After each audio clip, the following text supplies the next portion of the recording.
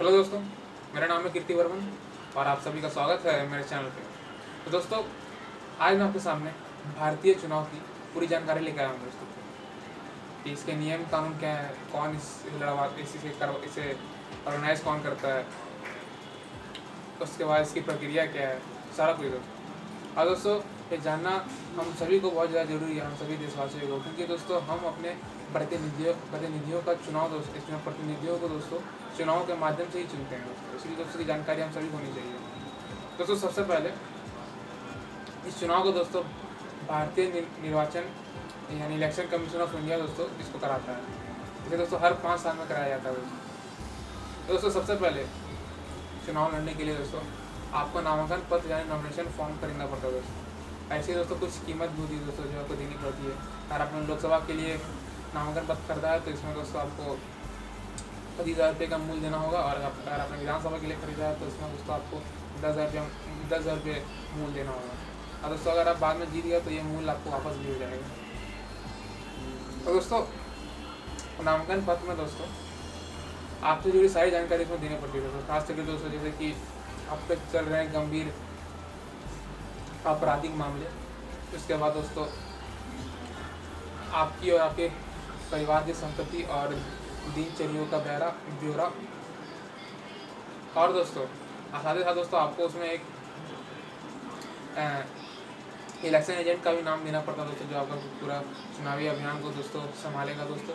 और उसके बाद दोस्तों लास्ट सप्ताह में दोस्तों आपकी शिक्षक योग्यता, आप कहाँ तक पढ़े लिखे हैं, कितने एजुकेटेड है, उसकी जानकारी आपको देनी पड़ेगी दोस्तों। और दोस्तों उसके बाद नामांकन पत्र जब आप इलेक्शन कमीशन को जब सौंप देंगे दोस्तों, जमा करेंगे दोस्तों, तो उसमें दोस्तों वो वेरीफाई करती है दोस्तों। अगर आप तो वेरीफाई में पास हो तभी आपको नामांकन पूरा होगा दोस्तों। अगर नहीं तो दोस्तों वो आपका नामांकन कैंसिल कर सकते हैं, किसी तरह की गलती हुआ फॉर्म में।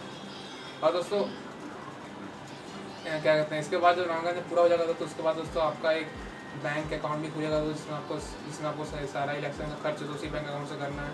उसके बाद दोस्तों आपको एक रजिस्टर दिया जाएगा जिसमें वो सारे खर्चे को दिखाना है। तो दोस्तों आपको ID कार्ड दिया जाएगा जिसमें आपको ये लिखा रहा है कि आप जो है उम्मीदवार हैं। उसके बाद दोस्तों आपको इलेक्शन एजेंट है उसके पत्र दिया जाएगा, उसको उसमें लिखा रहा है कि ये आपके जो है इलेक्शन एजेंट है दोस्तों। दोस्तों इसमें भी एक और की दोस्तों इसमें एक आपको एक पर्सनल बॉडीगार्ड भी दिया जाएगा दोस्तों, अगर आप लेना चाहते हैं तो। लेकिन दोस्तों इसमें भी कंडीशन है कि आप देश के सभी सीटों पर नामांकन नहीं कर सकते दोस्तों।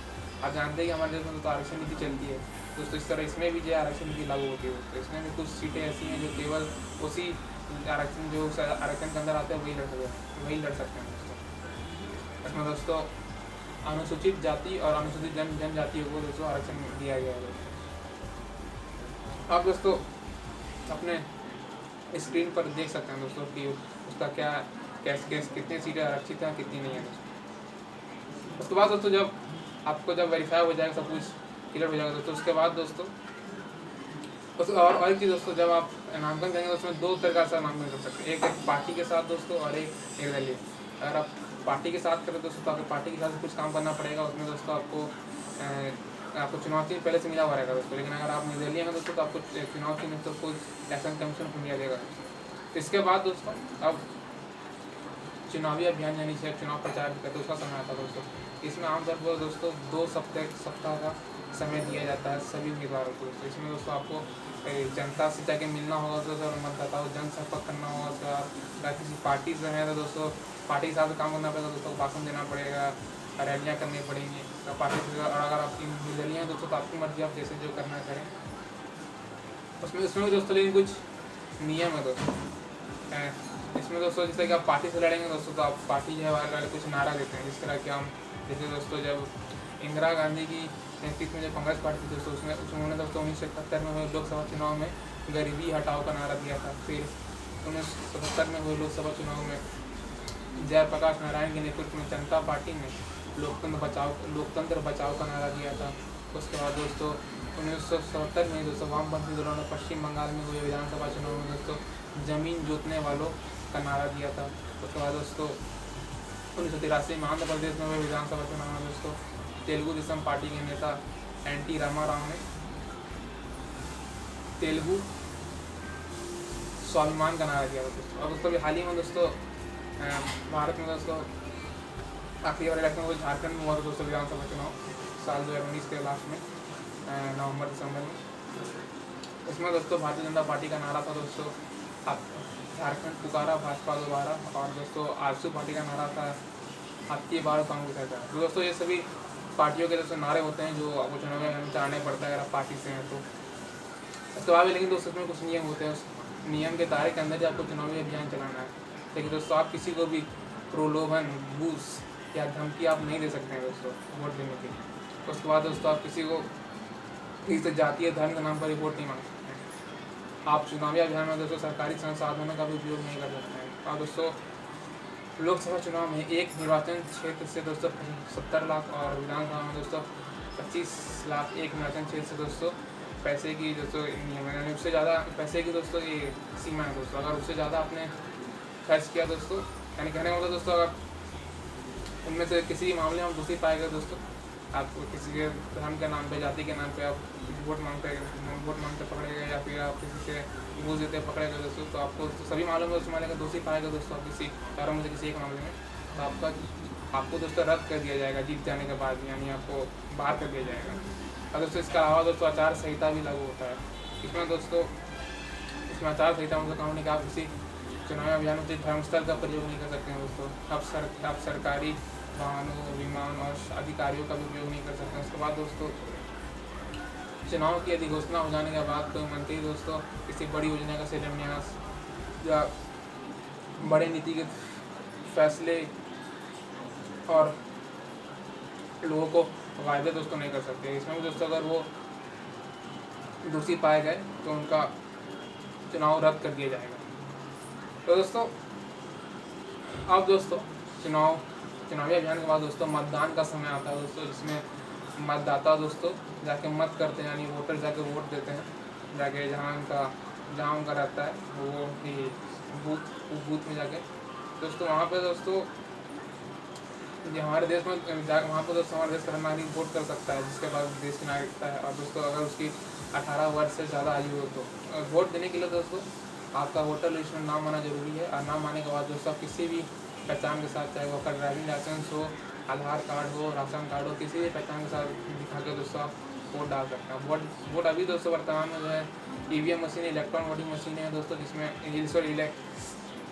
अब इलेक्ट्रिक वोटिंग मशीन दोस्तों वो है। इसमें दोस्तों आपको जिसे वोट देना है उसका चिन्ह वहाँ बना हुआ रहेगा, उसका नाम लिखा रहेगा, उसके बगल में आपको बटन दबा देना है एक बार, और दबने के बाद दोस्तों वोट उनके पास चला जाएगा। तो दोस्तों ये जो वोटिंग होता है दोस्तों, इसमें दोस्तों सभी पार्टी के अपने जो भी उम्मीदवार होते हैं दोस्तों, चाहे वो पार्टी के हों या क्या कहते हैं निर्दलीय हो, वो सभी अपना एक व्यक्ति सभी पोलिंग बूथों में, जिस तरीके मान लिया 5000 पोलिंग बूथ है तो 5000 पोलिंग बूथ में दोस्तों अपना आदमी रखते हैं सभी उम्मीदवार, ताकि वो देख सके कि वोटिंग सही तरीके से हो रही है कि नहीं, सभी नियमों का पालन किया जा रहा है कि नहीं, ऐसा तो नहीं कि कोई गड़बड़ी है। दोस्तों आप भी दोस्तों अपना आदमी रख सकते हैं दोस्तों। उसके बाद दोस्तों जब मतदान हो जाता है दोस्तों, वोटिंग हो जाती है दोस्तों, उसके बाद सभी इलेक्ट्रॉनिक वोटिंग मशीनों को दोस्तों एक कमरे में सील कर दिया जाता है। और सील करने से पहले दोस्तों सभी उम्मीदवारों को दिखाया जाता है कि देखिए कि यहाँ पे आपका जो निर्वाचन क्षेत्र है उस क्षेत्र के सभी वोटिंग मशीन यहाँ मौजूद है, और इन सभी वोटिंग मशीनों को हम अब सील करने जा रहे हैं। उसके बाद जब सील हो जाता है उसके बाद दोस्तों मतदान के बाद मतगणना का समय आता है, यानी काउंटिंग का, जब वोटों को गिना जाता है दोस्तों। और ये तय तारीख पर होता है दोस्तों, और उसी तय तारीख को दोस्तों उस बंद कमरे में उस सील को फिर से खोला जाता है और सभी EVM मशीनों को बाहर निकाला जाता है। उसके बाद फिर काउंटिंग की जाती है। उसके बाद दोस्तों काउंटिंग में भी दोस्तों उम्मीदवार तो मौजूद रहते हैं, उम्मीदवार के साथ सभी आदमी लोग भी, जो कैंडिडेट के जो और जो उनके साथ कोई आदमी चाहे तो रह सकता है, जो कि निगरानी रखे कि वोटिंग काउंटिंग में सही तरीके से हो रही है कि नहीं, उसमें कोई गड़बड़ी तो नहीं है। उसके बाद दोस्तों जिससे सबसे ज़्यादा वोट मिलता है, सबसे ज़्यादा जिसे मत मिलता है दोस्तों, उसे विजय घोषित कर दिया जाता है दोस्तों। और दोस्तों जो विजय जब घोषित हो जाता है दोस्तों, तो उसे फिर बाद में जो आपका निर्वाचन क्षेत्र के जो आपके उपायुक्त हैं यानी DC जो है, वो आपको एक सर्टिफिकेट प्रदान करते हैं जिसमें आपका नाम लिखा रहता है, आप किस साल में जीते हैं वो लिखा रहता है दोस्तों। तो दोस्तों ये पूरी चुनावी प्रक्रिया दोस्तों। उसके बाद दोस्तों कभी कभी उपचुनाव भी कराने पड़ते हैं। उपचुनाव कराने के कुछ कारण होते हैं, जैसे कि दोस्तों अगर कोई सांसद या विधायक अपने सीट से इस्तीफा दे दे या फिर उसकी मृत्यु हो जाए, या फिर दोस्तों हमारे देश में ये नियम है कि आप एक साथ 2 सीट से भी लड़ सकते हैं। तो अगर आप दोनों सीट से लड़े और दोनों से अगर जीत गए दोस्तों, तो कोई एक सीट आपको छोड़ना पड़ेगा, किसी एक सीट को आपको रहना पड़ेगा, मतलब कि आप 2 सीट के नेता नहीं के सांसद नहीं बन सकते, विधायक नहीं बन सकते, किसी की सीट का को बनना पड़ेगा। तो एक सीट पर आपको चुनना पड़ता है। जब वो सीट जब खाली रहता है दोस्तों, यानी कोई भी सीट पर अगर वैकेंट रहता है, खाली रहता है, तो उसमें चुनाव आयोग फिर से जो है चुनाव कराता है दोस्तों। और दोस्तों मैं आपको लोकसभा और विधानसभा का फर्क भी दूर कर दूँगा दोस्तों। आप स्क्रीन पर देख रहे होंगे इस वक्त कर्नाटका राज्य में जितने दोस्तों क्या कहते हैं लोकसभा सीट है वो आपको नज़र आ रहे होंगे। उसमें तो दोस्तों एक गुलमार्ग एक सीट है दोस्तों, जो ऊपर में मैप के टॉप में दोस्तों राइट साइड में है।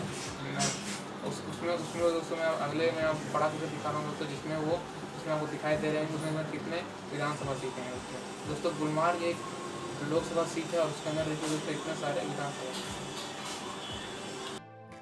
तो दोस्तों चुनाव जीतने के बाद दोस्तों जब आपको उपायुक्त आपको सर्टिफिकेट प्रदान करते थे, आपको जीत घोषित करते थे दोस्तों, उसके बाद दोस्तों अगर आपने दोस्तों बहुमत साबित कर दिया दोस्तों, तो दोस्तों आप सरकार बना सकते हैं।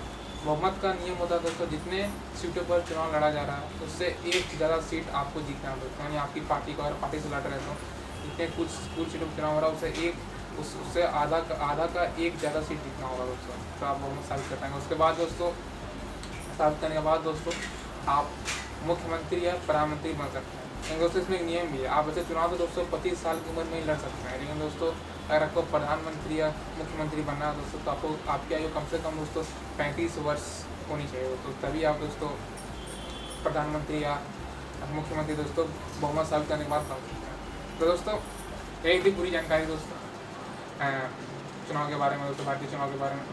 तो अगर आपको वीडियो पसंद आया तो लाइक करें, शेयर करें और सब्सक्राइब करें।